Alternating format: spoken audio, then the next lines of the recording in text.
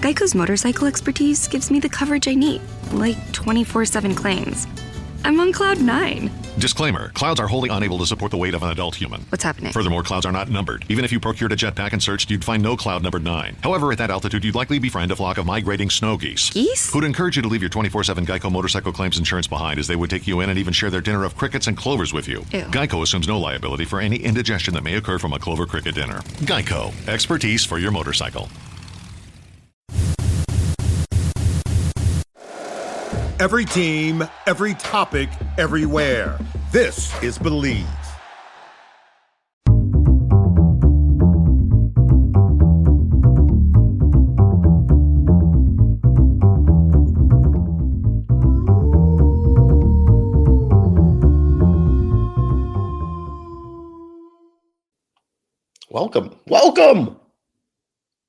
Welcome to Racing Howl. My name's Jeremy Harper. I'm your host. I don't have any guests today. It's just me and you. Sometimes I like that better. I kind of like just talking Red Wolves, talking Arkansas State, talking the Sun Belt. Don't really care to talk about the NFL, although I will later today. Yeah. You can't predict what we're going to talk about on Hellraiser. You can't. And that's kind of what I want to talk a little bit right now. I want to talk a little bit about something, a force in the universe that you're probably familiar with, but maybe you didn't have a name for it. You hear me talk about Sun Belt Entropy, which is a universal effect or force that has a direct effect on all Sun Belt sports, but particularly basketball, where the high number of games can give you a more precise reading. It's more data, right? It's a better bar graph, a better line chart. And I can point to examples all day, but I kind of want to focus a little bit on South Alabama, the Jags, Coach Richie.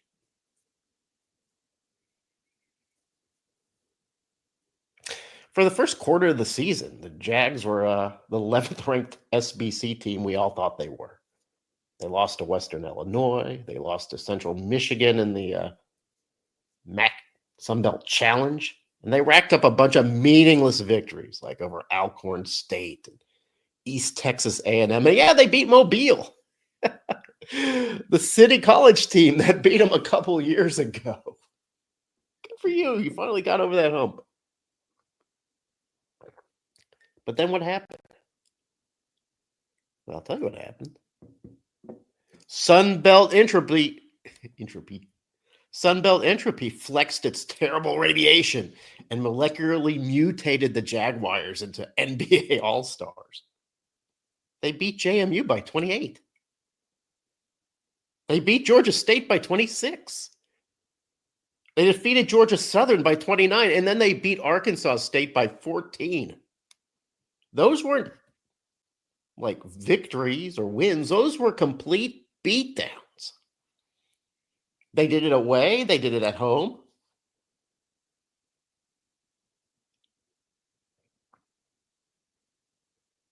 I mean, how do you explain that? You go from a team that gets beat by, I don't know, Western Illinois. Who are they? And suddenly they're just trouncing Sunbelt opponents, not just beating them, but annihilating them. After they beat the Red Wolves, I received a few unsolicited insights from Jag fans. It's okay. They weren't mean about it. But you see, the Jags weren't built by high-profile transfers like some teams, but by recruiting gems from the JUCO and Division II ranks. And what does that make them? I don't know. More blue-collar, more coachable? I mean, Barry Dunning Jr. transferred from UAB and Arkansas, but sure, okay. You're just a bunch of guys. Good hard-nosed basketball players. Recruited from anonymity. Anonymity, let's say it that way. But I get it. The Sun Belt picked South Alabama to finish 11th. 11th. Coach Ritchie has never coached a losing team in the Sun Belt. Before this year, he was 6 for 6 for above 500 teams. Never lost. And now we're like, yep, they're 11th. Why? Team of unknowns. And Barry Dunning Jr. BetOnline continues to be the world's most trusted betting platform and your number one source for online betting in 2025. Whether you're a seasoned fan like myself or a first-time bettor, BetOnline is your ultimate game day companion with the largest selection of odds on everything from football, the NBA, college basketball, to the NHL and UFC. BetOnline is the number one sports betting source for the whole new year. From touchdowns to three-pointers and hat tricks, BetOnline has you covered on every game, every play, and every win. BetOnline, the game starts here.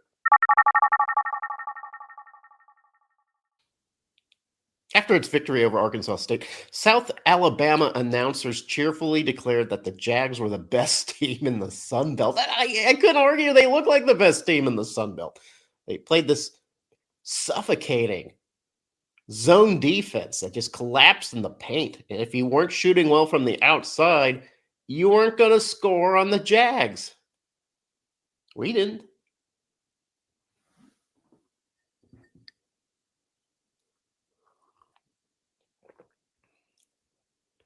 South Alabama would go on to lose 3 of its next 5, including a home loss to Old Dominion, also a creature of Sunbelt Entropy, and then a crippling loss to ULM last night. ULM hadn't won a conference game in 8 tries. I've been kind of keeping up with the Jags a little bit since they beat Arkansas State. I kind of bought into this idea. Well, they got all these unknown guys, and man, they just play as a team, right? They lost to Troy, and they looked terrible. They lost at ULM in Monroe, and they looked terrible. The radiation wore off. The Entropy abandoned South Alabama. And that's the nature of Sunbelt Entropy. It knows no master. It is its own master. That's Sunbelt Entropy, the impact of its power suppressed by the global science community for fear of the panic it will create.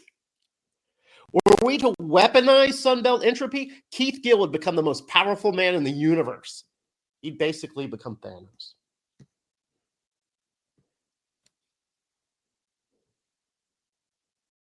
Seriously, though, going off script is the strength and weakness of the Sun Belt. Yes, the upsets create a tingle, but man, wouldn't it be nice to rely on having the best programs represent us nationally? Who's the face of Sun Belt basketball? James Madison took a swing at it. Yeah. They looked pretty good for a while. Georgia State. Remember when Georgia State was the face of Sun Belt basketball? Not anymore. Appalachian State and Troy, they had their runs. If you talk to them, they still think they're in the middle of their runs. Maybe they are. Appalachian State has a good team. Dustin Kearns doing a great job there in Boone. Scott Cross, excellent job in Troy. But are they the face of Sunbelt basketball right now? Right now, it's Arkansas State. Yeah, it's not just about the wins and losses or the net score. It's not about the standings. We have a coach who projects a physical presence on the bench, Brian Hodgson. He's got the beard. He's got the height. He's got the raspy voice, the eyeball intensity. He can drop a good anecdote. He's the complete package. Also, by the way, there's this idea floating around that he and I are at odds or we don't like each other. That's not true at all. We actually have a really good relationship. It's not just Hodgson, though. Although Hodgson he's done well. He's just done much better than coaches of the past in ingraining himself with the fan base. Now, it's this team. It's a roster of just likable guys. A lot of them are local. And they seem to know what we want. We want threes, we want alley-oops, and we want the quintessential Northeast Arkansas trait, and that's selfless hustle. Nobody hits the floor harder for a loose ball than our high-profile transfer athletes. Nobody. It's the kind of hustle that makes the Red Wolves entropy-proof. I don't know if that's true. There's, entropy is unavoidable. Entropy is chaos. It's unpredictable. That's why I love the Sun Belt. I mean, look at the SEC. Boring, same old teams. Yawn. Look at the AP Top 25. Boring. Man, give me the Sun Belt, man. You don't know who's going to be atop the standing. Old Dominion was atop the standings for a while. South Alabama. Last year, Troy was atop the standings for most of the season, despite better teams at Appalachian State and James Madison. Troy eventually wore down, I think came in fourth. But they were number one for a long time. There is no script in the Sun Belt. The script is written by Entropy.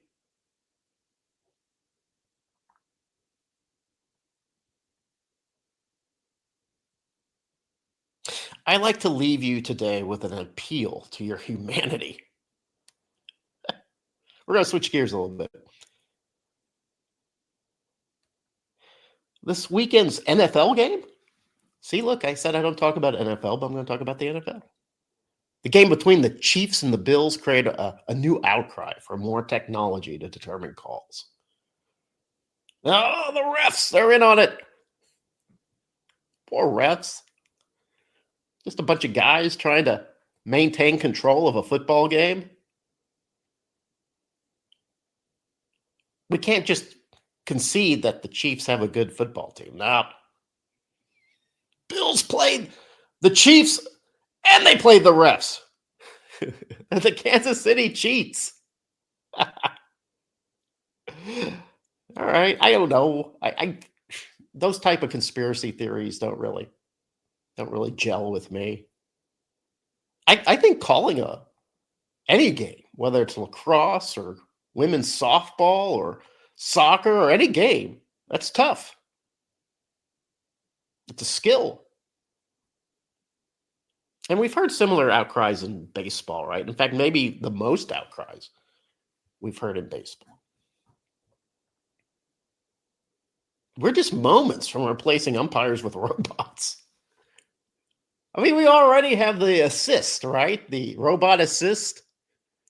You got this little rectangle window, and the ball has to be within that window, or it's not a ball, or it's not a strike. All uniform, right? A strike is a strike. The same strike you see in Baltimore is the same strike you see in Houston. A ball is a ball. A strike is a strike. See, we're prepared to surrender our humanity because we want to get the calls right. That's what we say. Hey, what matters is that we get the calls right. And man, I get it. My St. Louis Cardinals lost a World Series to the Royals after a famously blown call. So I get it. Man, you want the calls to be right. I mean, you hope for them to be right. But bear in mind that we are rapidly ceding all of our decisions to technology. All of them.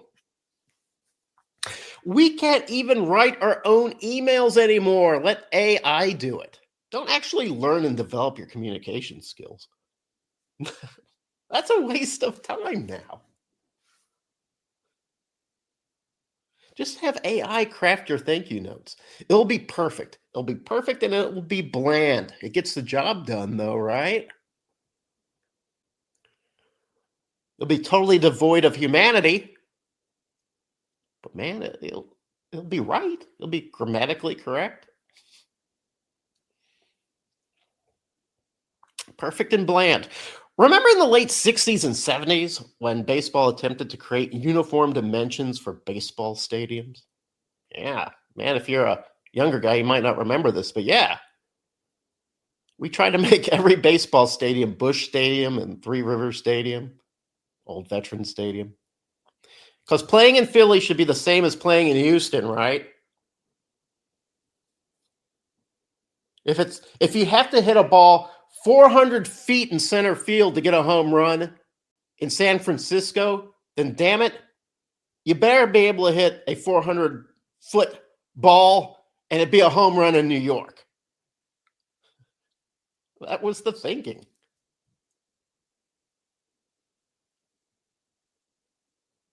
Yeah, Fenway Stadium, Wrigley Field, all those places. They were the enemy. Built weird, strange dimensions.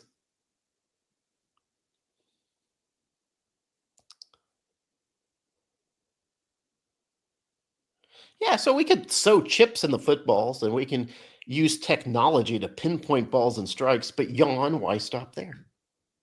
I once saw a robot swing a golf club for a perfect 400-yard drive. If we want perfection, why don't we just replace the athletes? Yeah. Man, we can get, perfect chips out of the bunker. We don't even need bunkers. The robots wouldn't hit them in there. Might as well fill in the lakes, fill in the ponds, get rid of the rough. Hey, we want perfection, right? We got to get it right. That's what it's about, getting it right. Well, that would be dumb. That's why. The athlete must overcome the obstacles the activity provides. I'm going to say that again.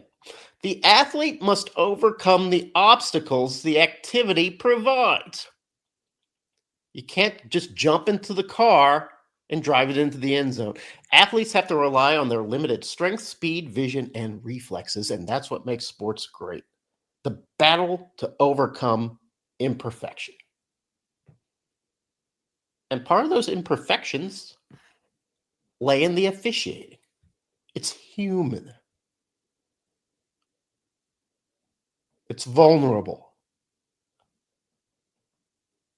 A referee sneezes, he or she might miss a call. Okay, that's part of the game. Human error is one of those imperfections an athlete must overcome. It's baked into the game. It's part of the game, y'all.